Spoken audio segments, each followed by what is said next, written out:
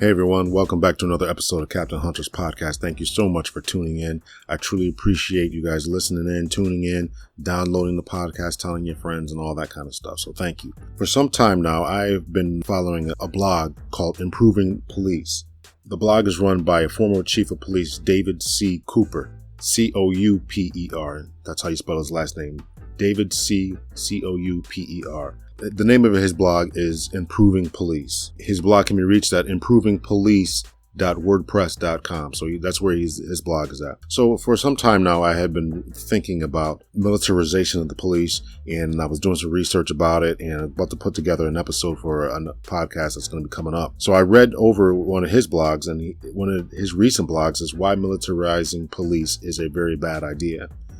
And so because I saw his blog and the thoughts had come through my mind that I was going to do an episode on militarizing police, let me get this former chief of police opinion on, and so let me contact him. So I reached out to him, and he was very gracious enough to be a guest on my show. Today's episode is going to be an interview with former chief of police David C. Couper from Minnesota. Now, let me just give you a little bit of his bio. In the episode, you will hear me ask him to tell us about himself. He's very humble, as you can compare what I'm going to read to you from his bio that I found online as compared to what he told us in today's episode. He's going to talk a little bit about his wife. He's actually married to a retired captain from the state Capitol Police in Minnesota. Maybe I'll have to have her on when I try to do an episode about female law enforcement. Let's just look at what he's doing today. He was in the U.S. Marines from 1956 to 1960. He served in reserve duty from 62 to 68. He was a police officer in the city of Edna, Minnesota from 1960 to 1962. He was a graduate teaching assistant at University of Minnesota, Department of Sociology from 68 to 71. He was a detective, police trainer, and police officer in the city of Minneapolis from 62 to 69. He was the director of public safety for the city of Burnsville, Minnesota from 69 to 72. He was the chief of police from the city of Madison from 72 to 1993 when he finally retired. He then left that line of policing, still continue on the same path as far as ministry, as far as helping his fellow man. He became a resident chaplain, married to a hospital in Madison from 94 to 95. He was a priest in charge of St. John the Baptist Episcopal Church from Portage, Wisconsin, December 95 to 2000. Priest in charge, he was a lecturer in criminal justice, University of Wisconsin at Platteville, and from 16 to 2018. Priest in charge of St. Peter's Episcopal Church, North Lake, Wisconsin, from 2005 until the present. His education, he's got his MA from Religious Studies. He's got a certificate in Anglican Studies. He's got an MA in Sociology, Criminology, and Deviant Behavior. Got his BA in Russian Language in 1968. He's published a number of articles. Quality Leadership, the first step towards quality policing. That was in Police Chiefs Magazine, 1987. Police Department Learns 10 Hard Lessons, Quality Progress Magazine. That was published in 1990. Quality Policing Madison Experience with Sabine Lobotz, that's his wife, Sabine Lobotz, Police Executive Research Forum, 1991. Effective Community-Oriented Policing, Vision, Leadership, and the Problem-Solving Method with his wife again, Sabine Lobotz, Police Chief Magazine, 1991. Forgiveness in the Community, Views from an Episcopal Priest and former Chief of Police in Exploring Forgiveness. That was in University of Wisconsin Press. He's got a book, How to Relate to Your Local Police, 1983-2015, the Quality of Leadership textbook. He also has a book which he talks about in the podcast, Arrested Development, a veteran police chief sounds off about protest, racism, and corruption, and the 7 steps necessary to improve our nation's police. That was published 2012. He then republished it, did a re-editing version in 2017. Restoration Point, he's got a book of poetry, 2011, and Telling It Like It Is, Couper on Cops, 2017. Some of his interests: running, biking, skiing, travel, martial arts, and poetry. So this man has done a lot as far as the ministry, done a lot as far as police work, academics, speaks Russian, or at least he did. This is the high quality guest that I'm trying to bring you guys. So I appreciate all that David C. Couper has done for his city, for the state, for his time and service. Today we're going to get into a little bit of interviewing. So once again, I wanted to really kind of gear this towards militarizing the police because of the article that he wrote on his blog, which was called Why Militarizing Police is a Very Bad Idea. As I scrolled through his former articles, he's written a number of other blogs concerning this idea. In 2013, he published a blog called More on Militarization. In 2014, he wrote another blog, Another Voice Against Police Militarization. In 2014, he wrote another blog. So he's got about 4 blogs on more on the militarization of police. The blog is still up and active. He claims that he's not as active as he was, but he's got about 1,400 subscribers to the blog already. He's been a lecturer in colleges and everything like that. So we got a good episode for you today. Once again, I want to gear just towards police militarization. However, we talked about a number of other things. Police PTSD, talked about suicide. We talked about just where law enforcement are going. So it's a really good interview, and I really think you guys are really going to enjoy this. This is a veteran police chief, 20 plus years, and 30 years in law enforcement, 20 plus years. It was revolutionary in his time when he was in the 60s and 70s, trying to bring more women onto the police department, trying to incorporate more African-American officers and just people of color, and try to make his department more reflective of the community that they were representing. So he's got a lot of ideas about school, about how they used to police the schools back in the days as in comparison to what they're doing now. A really good interview. I really hope you guys listen to it. I really hope you guys take something away from it. Enough of me blabbing on. Here's the interview with former police chief David C. Couper. Okay. Your website there, you try to train people to be smart on tests and interviews, huh? So I started a business helping people take promotional tests. I'm going to be expanding it into helping people become police officers, personal training, things like that. So I'm looking to expand that business, and just kind of doing this podcast. Yeah, I know. Thinking back, years ago, still the level of preparation was so poor. People didn't know how to do interviews. They didn't know how to put together a resume. They didn't know how to present themselves. They didn't even know how to dress sometimes. Well, exactly, and we've run into that. As a matter of fact, from our department, we started our own academy, and so we were actually telling people, listen, do this, do that, do this, do that, come dressed like this. Sure. So we certainly had that problem. And my wife works for a company. It was formerly called the YWCA. It's like Women and Children's Family Center now, or something like that. So she helps people get back on their feet, do job interviews, go back to school, things like that. And so she's run into that problem tremendously, where people just come in, ripped shirt and jeans for job interviews and stuff. So she has to tell people. So there's this whole skill set that's being lost. So I figured I'd do something to help out with that. No, it sounds like something that's really needed. Yeah. Just getting it up and running. I just retired back in February, so I'm just kind of getting my feet wet in this whole thing. You yourself were a former chief, is that right? Yeah, for 25 years. Okay.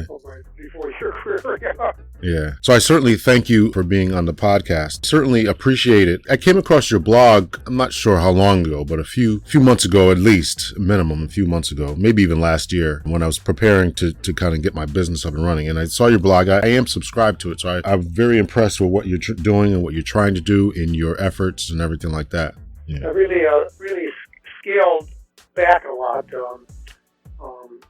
about a year ago, but I still can't help but see issues that pop up and comment on them. I was probably most active during and after Ferguson.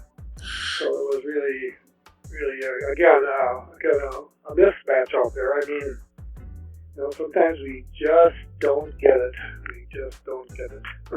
Yeah. And that's a terrible shame. And so that whole Ferguson thing, that's been kind of a marker in law enforcement. We had a guy, forgive me, I can't think of his name right now, but he goes all around the country, and he was actually one of the people that were brought in to help with the whole Ferguson situation post the riots and all that, to try to reform their police departments. I almost thought of his name. I'll think of it as the interview goes along. But anyway, he's a really good attorney.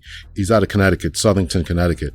He actually has a virtual type of office, at least that's what he calls it. He has no physical building. He just goes all around to different police departments and helps with their consent decrees and everything like that. So he came in and talked with us about, what he did in Ferguson, and just about all these consent decrees, and just talked to us about a number of different issues. So that whole Ferguson thing was certainly a watershed moment in law enforcement. There's a lot of good and bad images. Of course, the iconic negative image that's out there is, of course, the St. Louis County SWAT team coming in with officers on top of the MRAP with bipod weapons pointed at the crowd.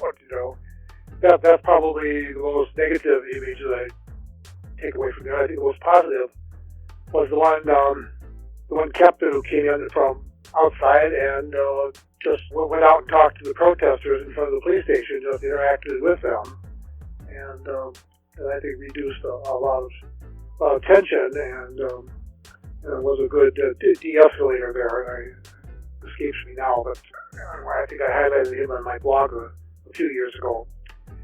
So yeah, I think a lot of things moved from that. Well, Black Lives Matter certainly came forth, and for some reason that Black Lives Matter has been a bit of the tension among police, which I have great difficulty in understanding at this point in my life. I mean, Blue Lives Matter. Well, yeah, they really do. Have you ever seen a situation where blue life didn't matter? I mean, let's think about officer fatalities, the country, the whole community, sometimes the whole nation turns out. Blue lives really do matter. But when you compare that with black lives, how does that position itself? Right. I think the point of Black Lives Matter is that they haven't mattered much before, so let's make them matter now. And I think that's a goal that we should all work for. Why are we contentious about that? So where do you think that contention comes from? And by the way, I do agree. I was very disappointed with Facebook, you see so much. And so I was very disappointed when I saw a member of my own department put on there, Blue Lives Matter, this, that, and the other. So why do you think there is a contention when someone simply says Black Lives Matter? For the most part, let's generalize. For the most part, white America doesn't get it. And for the most part, police don't get it, who are predominantly people of privilege because of our race and the color of our skin, and we just really don't understand that. And that's why I've sort of pressed so much over the years that the importance of developing empathy within policing. You've gotta be able to, and it isn't easy, and all cops can't do it. And if they can't do it, they shouldn't be cops. And that is, you've got to understand what it's like to walk in the other person's shoes. And of course you can say you can be overly empathic so much you can't function. Yeah, that's true. That does happen. But for the most part, that's not the problem. The problem is the lack of empathy and the lack of compassion. And I believe strongly in compassionate policing. I think that's such an important factor, as do the emotional intelligence of the people that we hire. But to be compassionate out there is a lot easier than being sort of the tough kid on the block, the sort of warrior concept that we've seen from our colleagues for so many years. It just doesn't work. I think in the long run, people say that officers, we'll all be respectful for people when they're first respectful to me. And I said, well, wait a second. You're the guy with the gun. You're the guy with the power. Wouldn't it be nice if you were the first person to be respectful, even to people who aren't respectful to you? And you and I know that. I mean, we've been on the street. We know that, somebody gets all cranked up and everything. We come on, we get cranked up, and we go right up to their level. There's going to be a bad outcome, and generally we'll win. We'll get the guy arrested and throw him in jail. But also, we know that the state could take a step back and say, hey, man, let's not go there. Let's just talk about this. Right. Let's sit down and talk about this. Come on. Right. You don't want to get into jail. I don't want to take you to jail. Let's just try to take this thing apart and get things fixed. Because we police have such an advantage of doing good in this society. It's overwhelming. I mean, we are the constitutional officers. We're the ones that practice what that parchment in Washington says. I mean, we're the guys and gals that do it. Right. You're absolutely right. And that's one thing I always stress when I was a supervisor is, treat people the way that you would want them to treat your aunt, your mother, your sister. And because I could not stand getting complaints about officers swearing at people, about being mean. And that bothers me above the complaints of this officer stole my money, which we didn't get much of that, but just when somebody comes in and says, listen, I don't mind that the officer towed my car, but did he have to swear at me? Did he have to cuss at me? My children in the car, they're witnessing this. And that bothered me more than anything else. It really, really did. And you probably heard this too. I think this is It was like my first month on the job. I just got out of the Marines, got a job in the suburb of Minneapolis, worked there for a couple of years, and it was the best education I got because I worked in a wealthy suburb of Minneapolis. All right? Mm-hmm. And guess what? The expectation of the chief or the supervisor of the department is that, we're here to serve, and quite frankly, those rich people are not going to take a lot of shit from us. Yeah. And if you want to work here, you learn to be nice. And I remember this old timer, he was getting ready to retire, and he said, Couper, he said, if you give a ticket, you just give the ticket and keep your mouth shut.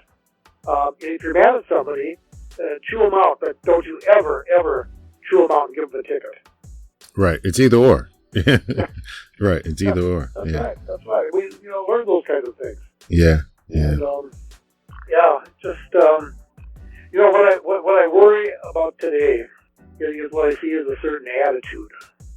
I mean, it's that attitude that maybe some of us had at one time. We got a little cocky. We're thinking, we're really, really important people, and people need to respect us. And we get a little cocky, and pretty soon realize that, well, that doesn't work very well. I'm not getting the outcomes I want here. Right. And there's better ways to handle this. So, but what I see today is, a lot of 5 to 10 year, maybe even 15-year veterans that are they're jaded, they're angry, what they're doing doesn't seem to work, and they're not happy people.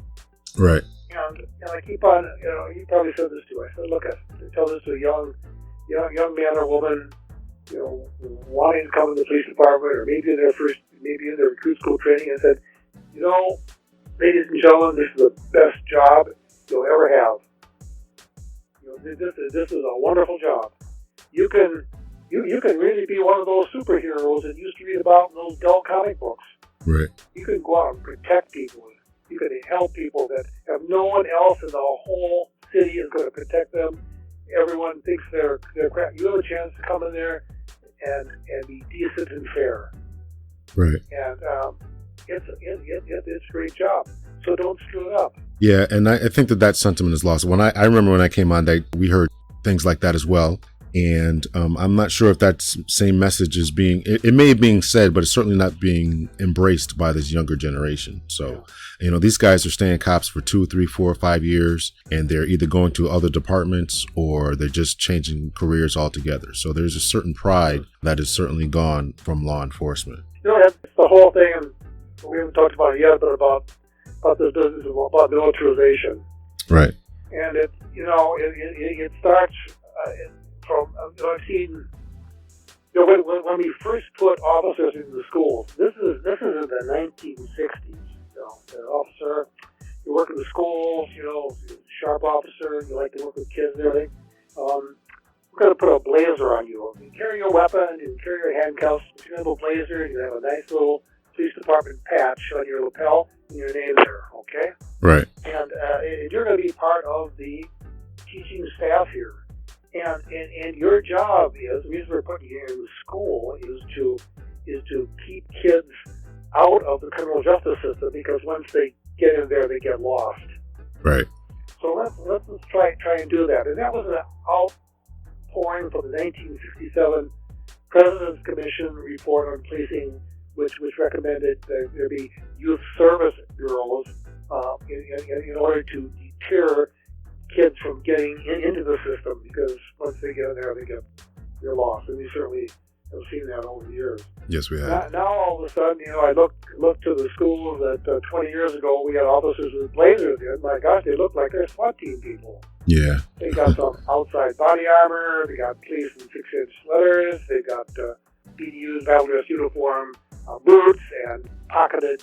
I mean, it looked like they're ready to go to war. They got extra visible clips where they're carrying on their little vest here. And I say, what is that? What is that? And it kind of reminds me, to my training when I was at the university in sociology, is that this is all about how you want to present yourself. It's the presentation of self. And the presentation of self goes to your job interview. How do you want people to perceive you when you go in there and you're going to apply for a job for a police officer? How are you going to dress?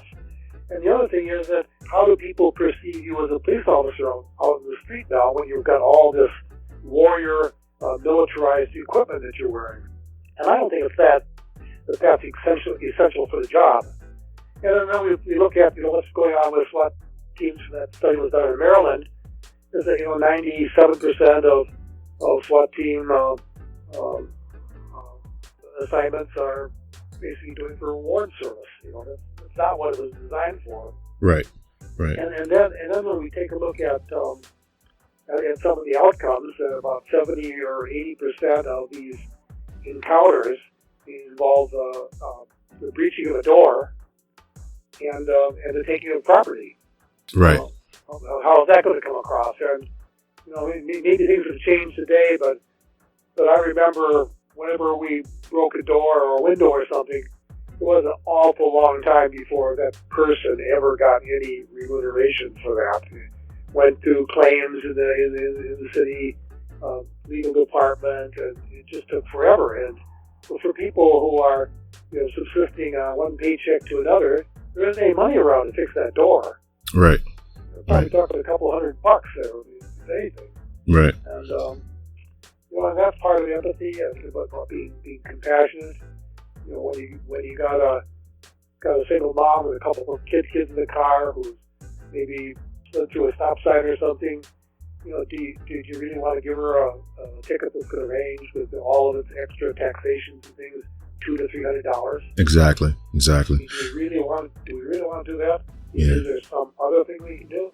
And we've done all this traffic enforcement stuff. We put on all these surcharges and stuff, so that it isn't a minor thing. It's a major economic event in a person's life, especially a person who's going paycheck to paycheck, to get a ticket. Exactly. Yeah, I completely agree. And I always struggled with that when I was a patrolman, giving out those $200, $300, $400 tickets. In fact, I tried to always minimize it. I mean, I was always called soft or whatever because I felt that way. But as you mentioned, you got one kid who's in a car seat, another kid who's maybe getting to that age where he's not in a car seat, and guys just want to whack him, and the mother maybe doesn't have insurance, which is all, we understand that it's legally wrong. But there's a moral principle concept to this too. She's a single mom working maybe 2 jobs, and she's bringing her kid to her mother's house, to her grandparents' house, in order to get to the next job. And you're going to give this person $200, $300 ticket, and then she may have to take off from work to go to court. And this is, I always thought that was just a cruel way of doing business. Yeah. So we've had a couple incidents that have been videoed. One was at a shopping center involving 2 officers, white officers, arresting a African-American teenager girl who was a little bit out of control. She's taken down to the pavement and handcuffed, and they put a spit bag over her head, and it was just what in the world is going on here? Isn't there other ways we could have done this? And of course, the city attorney, said this is legal within the officer's use of force. She said, consistent with our training in that.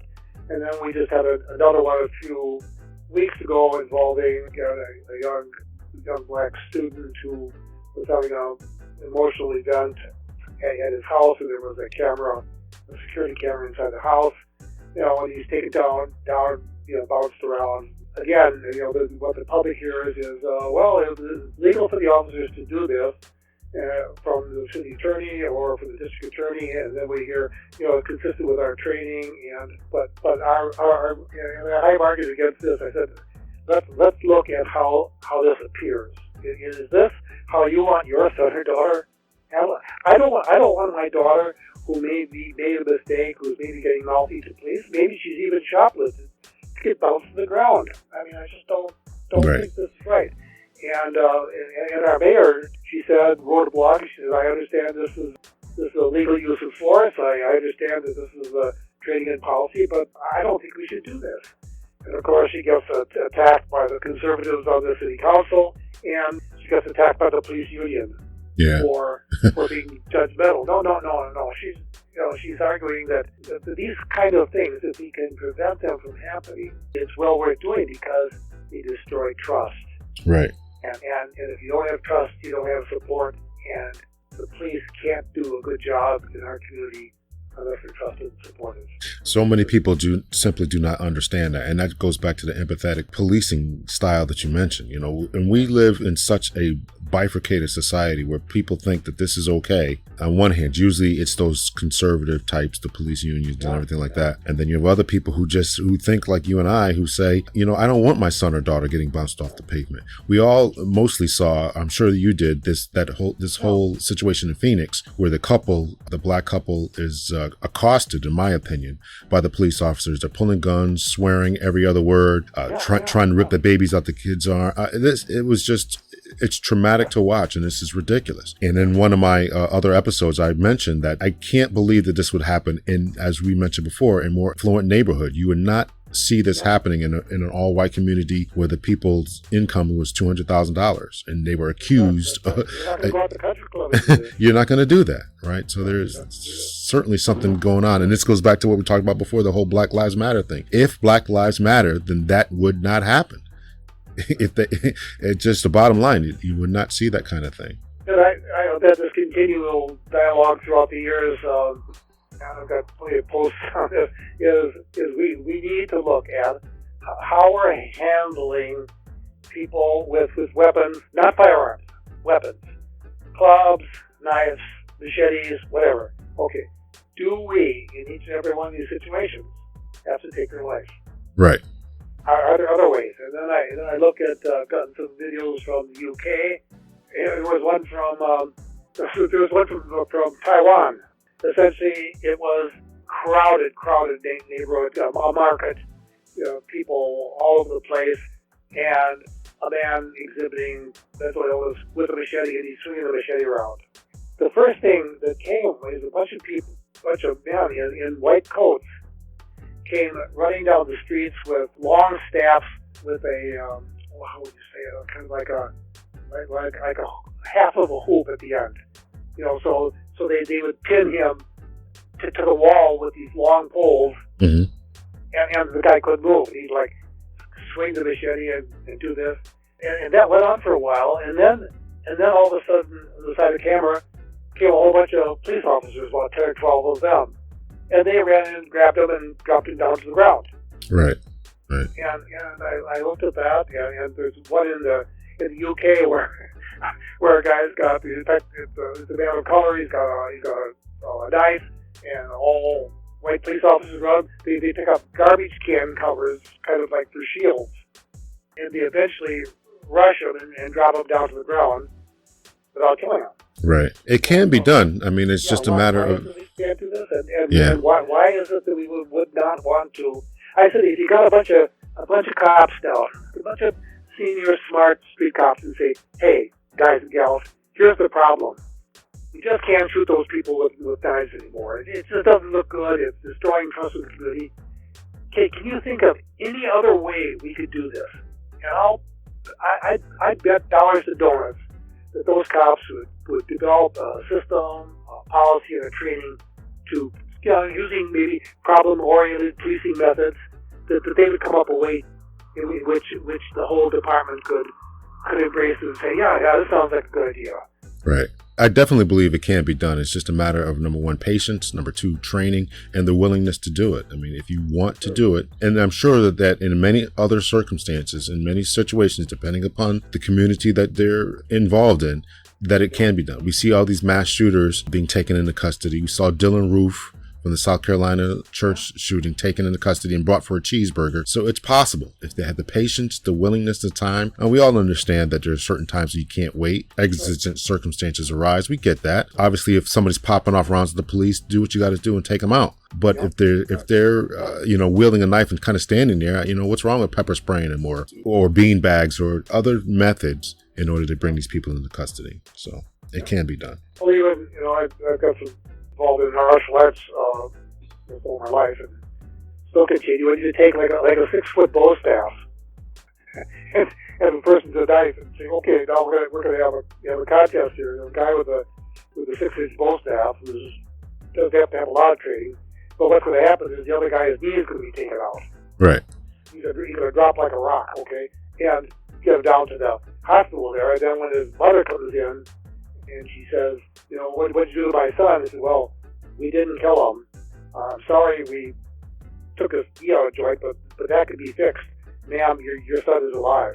That's the most important thing. That's the most important thing. You think, here's another theory. My wife was a cop for 20 years too. And Okay. we talked about this, and I think the fear factor is really, really big. And I think when we get the racial perspective in here, that I think, that because most white officers have little contact with people of color outside of work, it is sort of seeing black males as kind of, well, there was a book written about this back in the 60s. Jerome Skolnick wrote a book, it was called Justice Without Trial. What he was talking about is that police officers see black males as symbolic assailants. Okay. That they are dangerous in and of themselves. That would add a lot. This goes back to my early career. They just got out of recruit school. We were working the day shift. It was Minneapolis, downtown bank robbery. Well, a lot of those are, of course, false alarms. But to be good trained officers, my partner grabbed the shotgun, went to one end of the building, and I went to the other side. And another car came in, and we had it surrounded. And pretty soon there was a stand down, and we were getting back into the car. And our sergeant was just telling, "Hey, give me right back to my car." And as he got to the back seat, I saw that my partner still had the shotgun in his hand. It was still like shaking all over. And the sergeant leaned over and he says, "Say, you really think this is the kind of job you want to have?" Right. And and then the next day he retired, or he resigned. Yeah. It's a job in which you have to show some fear, or you're not a normal person. But it's how do we manage that fear? Yes. Yes. How do we manage those encounters? How do we control our breathing? Have we had that kind of contact? And the one reason I like martial arts so much, it gets especially people into body contact with other people, get hands on. So when somebody grabs on to you, you don't have to go crazy. It's like, yeah. So I just think there's a whole bunch of emotional stuff that maybe we're not seeing. And then if we have the PTSD, then that gets really scary, because I've had a couple of partners I've worked with PTSD, and fortunately one committed suicide, and the other one's still in prison. And I think back at that. Wow. The emotional cost, and are we being aware of, especially with NYPD, and there seems to be a outbreak of suicide. Well, there's like 30 or 40,000 officers that still above their normal experience of suicide. Yeah. What's our job as leaders to sort of monitor our men and women, to look for those telltale signs, to say, hey, you need to get a little help here. We had a number of suicides, 2 or 3 within a 3-year span, and then there was a couple other cities and towns in Connecticut that also had 1 or 2. I mean, obviously this is a problem that goes all over, and so we brought some specialists in, and we tried to form matter of fact, we were in the middle of forming a group, just to kind of a support group, just to kind of monitor that kind of thing. But I do think that that's definitely important, and it certainly is a problem. It certainly is a problem. Start talking about it. Yeah. What are the symptoms, and what can you do? And you don't have to do this. You've got people who will help you, and this peer group stuff. I mean, also the officers themselves being aware of their partners. I mean, we say we care for one another, but do we really? Right. Do we really care for each other? Yeah, no, and I think that's actually a very valid point. I can remember, all the funerals that we go to when somebody commits suicide or line of duty death. Sometimes it's just a big, unfortunately, I say this very reluctantly, but I think it's a lot of truth to it, that it's a lot of times it's just a big show of solidarity. And as you said, do we really care about each other? If we really care, then we'll do everything we can to make sure that people are mentally and emotionally well off, Yeah. So. And this whole area that the New Orleans has worked on through a son of a former officer that I worked in Minneapolis. His son was involved in this peer intervention training. Right. If we really, really cared for one another, that if we saw another officer doing something that would cause him or her to lose their job, be shamed or go to jail, shouldn't we say something? Right. Right. Do we have this contract that with our partners we say, if you ever see me doing something that I'm going to be regretful for, or it's going to embarrass me, or cause me to lose my job, or go to jail, I want you to grab hold of me. I'm giving you permission to say, hey, can we back down here a little bit? Can we ratchet down a little bit here? Right. And I watch, one thing popped to mind was it, I don't know, it was down in St. Louis. It was at a hospital, and this detective was trying to get this nurse to draw blood from a vehicular homicide thing. And they had a policy against that. It had to go through certain channels. Mm-hmm. And 6 or 7 cops stood around and watched this detective browbeat this nurse for this, and he ended up losing his job. I think I remember that. That was a case law. Got fired for that. So here, okay, the brotherhood, the sisterhood of officers, not one of those officers standing around said, hey, detective, I'll take it. Just step back, man. Just step back. That was a big case law, right? Or I remember hearing about that. Yeah, I remember the officer, losing his job and over a drunk driving kind of thing. Yeah, I remember that. Yeah. Remember hearing about that. It has to do with blood. And she said, well, we signed this policy with your department, and we agreed that this is the procedure, and this is the procedure, and you're asking me to break this procedure. I'm not going to do this. And then he threatened to arrest her. Yeah, I remember that. I absolutely remember that. Here we are back to this empathetic policing. And I do believe that a lot of it has to do with just the type of personalities. And unfortunately, law enforcement attracts these super alpha male type personality. Either attracts them or it makes them. I'm not exactly sure which one it is. It either attracts them, so they already have these propensities, or it makes them do their training and through the academy. So I'm really struggling over which one. It may be a combination of both, but I'm not sure as to what's going on here. Let's talk about a little bit of your history, which kind of just went into this conversation. I was reading over your about you. Can you just tell the audience a little bit about yourself? I mean, I know you're a 30-year veteran, former police chief. I got out of the Marines, did 4 years there, got out in 1960, joined the Suburban Police Department in Minneapolis. Minneapolis, you had to be 23 years old to be a police officer, and I was like 22 at the time, and so I worked in the suburb for a couple of years, and then I went to Minneapolis, worked on task force squad there, did training. I was a defensive tactics instructor, and went back to school when the Cold War GI Bill came through. That was a big factor, and then also certain grant monies came through for police officers under the Law Enforcement Assistance Administration. So we got to be a whole cadre of those of us who were going to get our degrees at the university, and we formed a fraternity. It was, I think, for the National Fraternity of Lambda Alpha Epsilon police fraternity, and we came together and started to speak out about training and about things, and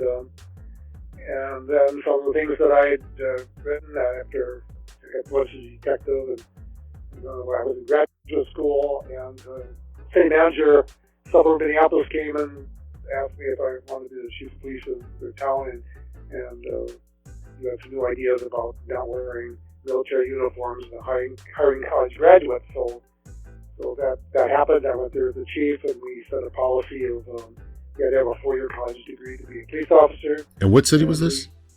It was Burnsville, Minnesota. Burnsville. They still have that requirement after about 40, 50 years now. And we wore non-military uniforms, blazers and slacks with department blazer patch. And did I still do that today? Yeah, well, I was there for about 4 years, and then I went fly down to Madison, Wisconsin, and I got the job there in 1972, and I stayed there as the chief for 21 years. Okay. In Madison. Integrated the department. We had one black officer when I took over the department. We had no women in uniform, though we had female youth officers that could not carry a weapon, and they had arrest powers, and they had to have a 4-year college degree, and they could not compete for promotion. Talk about a perfect storm ready to happen. So we brought women into the department all the time. It was my book, Arrested Development, talks a little bit about what that was like. A lot of people against my policies, and especially how I wanted to handle street demonstrations against the war and civil rights demonstrations that were quite frequent in our city, and we took a very soft approach that has since been proved to be the best way by some researchers in the UK in talking about handling football violence in Europe. Right. And so I was there for many years. The last 10 years of my 12 years of my career ran into the works of Dr. W. Edwards Deming on quality improvement, and we became sort of forerunners in using the quality improvement method, flattening the organization, listening to officers' ideas, training supervisors to be what we call quality leaders, helping their officers grow and to thrive, and to listen to the good ideas that officers have. Then I retired in 1993. I generally 7 or something, and sort of have a revelation about where did I get all these ideas about treating people and all that. Did I get those from where did that all come from? Did it come from the Constitution? And ended up feeling a call to Christian ministry. So okay. I went out to a seminar. I went through that whole process for a few years and ended up being ordained as a priest in the Episcopal Church. And I've served parishes in various capacities for the last 25 years. And wrote a book in 2012 called Arrested Development. How and why police need to improve the things they're doing, going over the obstacles of anti-intellectualism. There's a lot of that. discourtesy, right. Corruption, right. Those kinds of things. Right. And promote the book, I started writing a blog called Improving Police on WordPress, and that blog now has in 7 8 years now. It's had 500,000 hits on it. Nice. And about 1,500 people at one time followed that blog, and there's about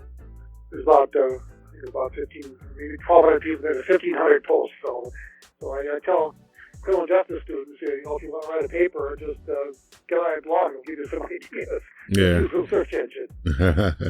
Yeah, that's good.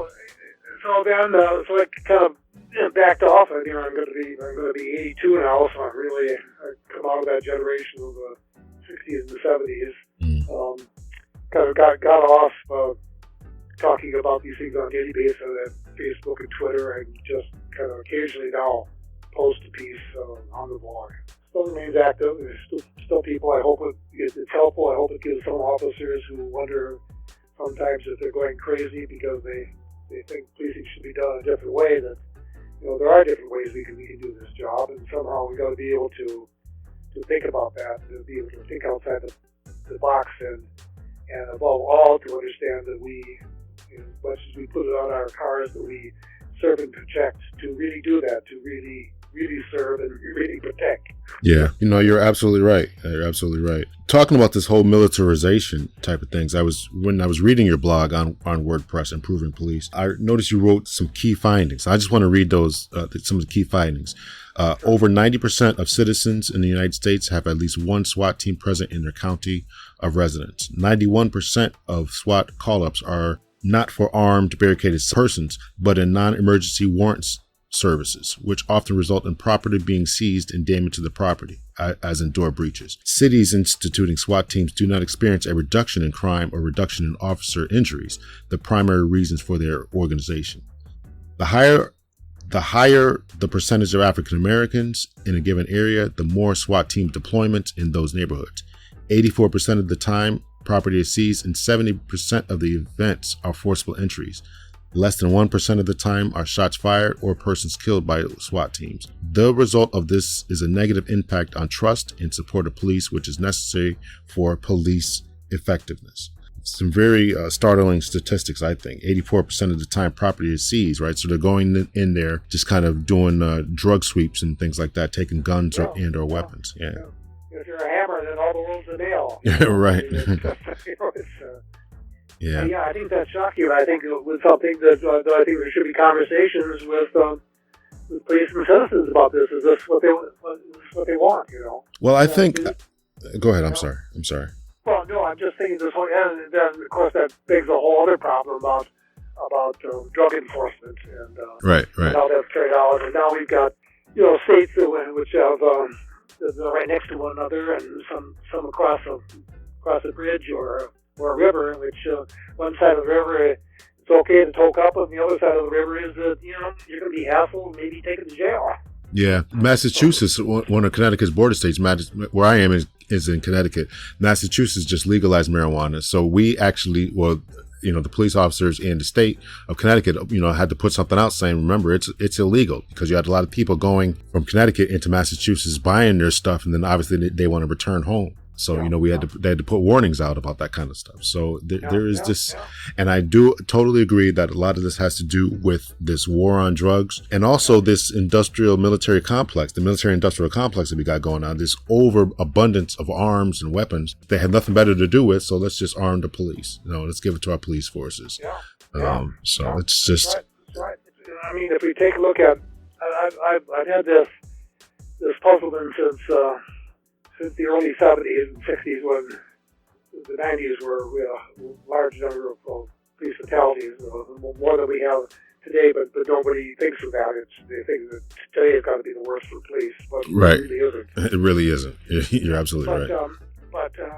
It's in that case, police were being primarily shot by handguns, and here the problem is the handgun. How come we're not opposed to this? Why don't we take a stand on this? And I remember a lot of officers belong to NRA and everything, and generally they get into the police department through in the early days through firearms training and everything.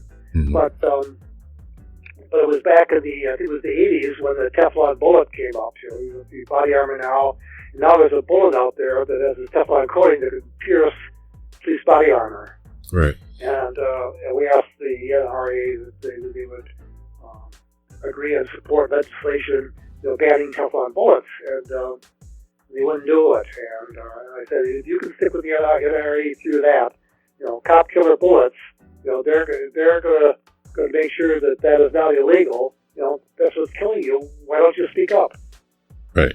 Yeah. Why don't you speak up? As far as this whole military thing, in your opinion, why don't you think that more officers want to speak up? Why don't the legislatures do anything about it? I mean, we all seem to be in this cycle of legislatures not doing anything. We understand it's a problem. Numerous rights groups, former police officers, academics are saying this is a problem, the militarization of the police. Why can't we get anything done about this? Or what should be done about it? How can we go forward with this? Well, one of the problems is, and I'll say it bluntly, is that all that weapon stuff's a lot of fun. Yeah, well, that's true. It's fun to go out the range, and tactical stuff. It's fun to get all this kind of extra training and everything else and everything. But looking at the big picture, it's not what we ought to do. What we need to do is if we're honest and sincere about community-oriented policing, we would be asking the community these questions. Do you want us to buy an armored vehicle? We can get one. We can't. We're going to say that we get it for free, but it's not, because we got to pay 2 officers to go get this thing and drive it all the way back from some Army proving ground someplace in the country. And we got to have it painted and everything, so it's really not going to be a free gift. But anyway, how do you want us to use it? There are legitimate law enforcement reasons that we need to have an armored vehicle in an urban area or any place, because although there are amount of weapons around here, if an officer or a citizen is injured, we need to get in there and help them. An armored vehicle is the best way to do that. Okay. Having said that, then let's construct some kind of policies in using this, and maybe even what color we're going to paint it and what it looks like. And are we going to use it on parades every time there's a public event? Is that how the police department is going to present itself? And when you have Kids Day at the police department, are you going to open up your little tank here and have the little kids sit in it and say just how great the local police are? Because I see that all the time. Yeah. And I think the community, which has been reluctant in the past because it's pretty hard to contact the police or to give them any input. I mean, it's tough to do that. But there needs to be some kind of dialogue, and it's going to have to be initiated by police. How do you want us to use this vehicle? How do you want us to use our SWAT team? How do you think we should be dressed? What do you think we should be doing? And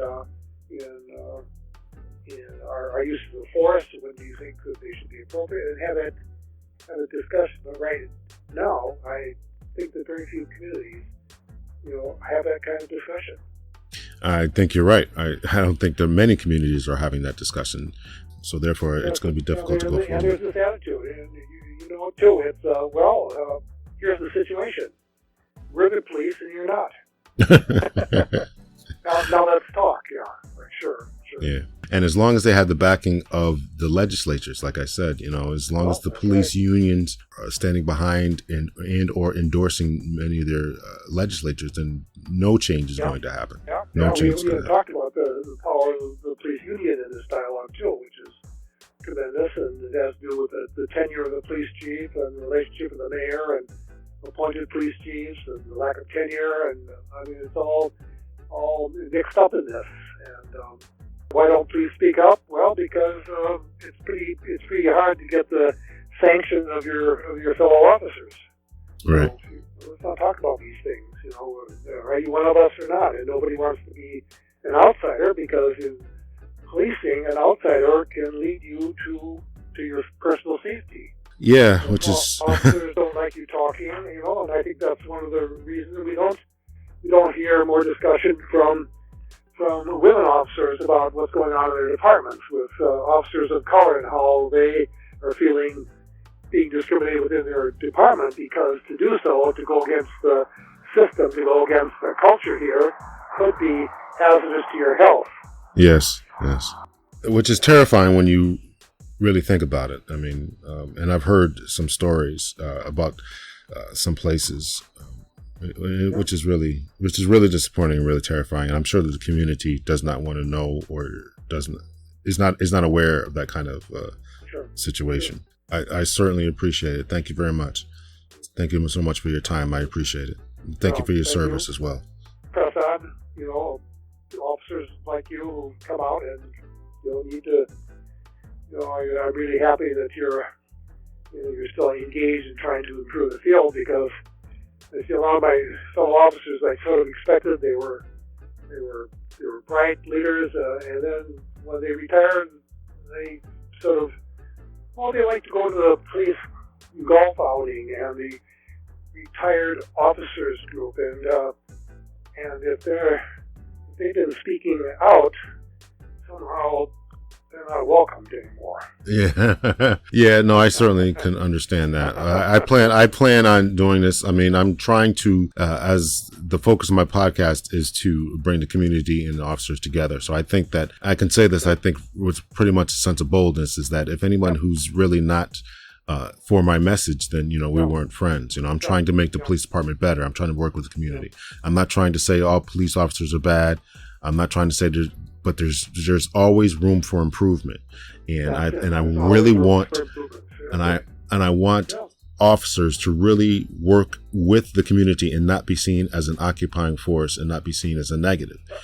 People should not be terrified when they get pulled over by the police. Hearts should not be beating fast. Interactions with the police should be a positive thing, and so many times they're not. And so, how do we work on this? How do we get through that? And that's what I'm focused on. You're on the right track. You're on the right track. That's for sure. Yeah. Okay. So, thank you so much, Chief Couper. It was great talking with you, Captain. Appreciate it. No, thank you, Chief Couper. Okay, take care. Okay. Bye. Bye. I hope you guys really enjoyed that interview. Thank you so much to Chief David C. Couper. Your time and your wisdom is greatly appreciated. Thank you for blazing the trail and taking us towards a path of more empathetic policing, towards getting the community and the police officers to work together. Thank you so much for blazing that trail. Thank you so much for your time and for your energy today. It's truly greatly appreciated.